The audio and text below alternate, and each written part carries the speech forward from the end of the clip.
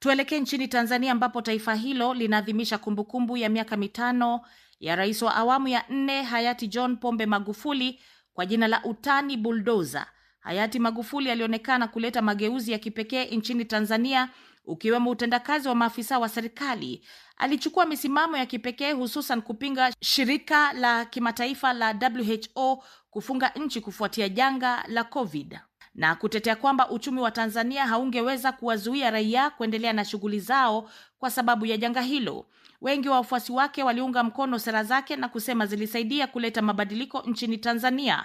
Nao wakosoaji wakisema alikwenda kinyume na maadili ya sera za dunia na wakati mwingine kuathiri uchumi wa nchi, na kulalamikiwa pia kuzuia uhuru wa kuwepo na upinzani dhidi ya utawala wake. Muda mfupi uliopita nilipata fursa ya kuzungumza na mchambuzi wa masuala ya uongozi Ennard Mporoto akiwa Tanzania. Hebu sasa tufuatilie mazungumzo yetu. Leo kimsingi ni siku muhimu sana kwa historia ya Tanzania, kwa sababu ndio kwa mara ya kwanza Tanzania iliweza kuondokewa na kiongozi wa ngazi ya juu akiwa madarakani, ambaye alikuwa ni hayati Dr. John Pombe Magufuli. Lakini katika kuondoka huko kwake kukatengeneza mabadiliko mengine ambayo kwa mara ya kwanza nchi ya Tanzania iliweza kupata kiongozi wa ngazi ya juu ambaye alikuwa ni wa jinsia ya kike, ambaye ni Dr. Samia Suluhu Hassan. Kwa hiyo kimsingi leo ni siku ambayo kihistoria inatengeneza furaha na huzuni, hasa leo tukiwa tunakumbuka miaka 5 tangia kuondoka kwa rais hayati John Pombe Magufuli. Kimsingi yapo mengi ambayo tunaweza tukayasema.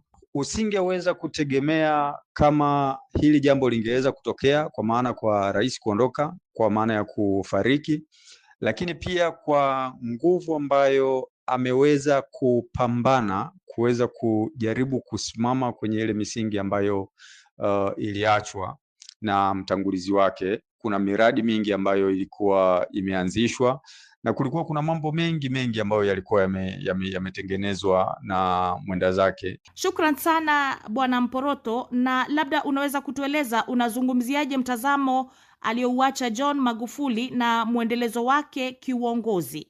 Ndiyo, hayati Rais John Pombe Magufuli atakumbukwa kwa mengi, lakini miongoni mwa mambo ambayo kwa kweli yanafaa kuzungumzwa tena na tena, na inapobidi viongozi wachanga na waliopo madarakani kuweza kuienzi hiyo nguvu ambayo alikuwa nayo.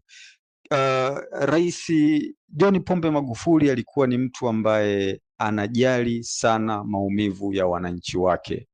Hilo kwa kweli hakuweza kujitenga nalo. Aliweza kuhakikisha maumivu ambayo Watanzania katika nyanja zote, baadhi ya nchi au baadhi ya viongozi tumeona wakiwa wana upendeleo kwa watu ambao wana ukwasi, ambao wana fedha, ambao wana hadhi ya kati au hadhi ya juu, lakini yeye alibadilisha mtazamo kwamba uongozi ni kushughulika na wananchi wachanga ambao kwa msingi mkubwa sauti zao zimeminywa. Labda pengine ni mambo gani ambayo Watanzania hawatamsahau kwa namna ya uongozi wake ulivyokuwa, kwa kumtazama yeye kama yeye karibu yake na namna ya utendaji kazi wake?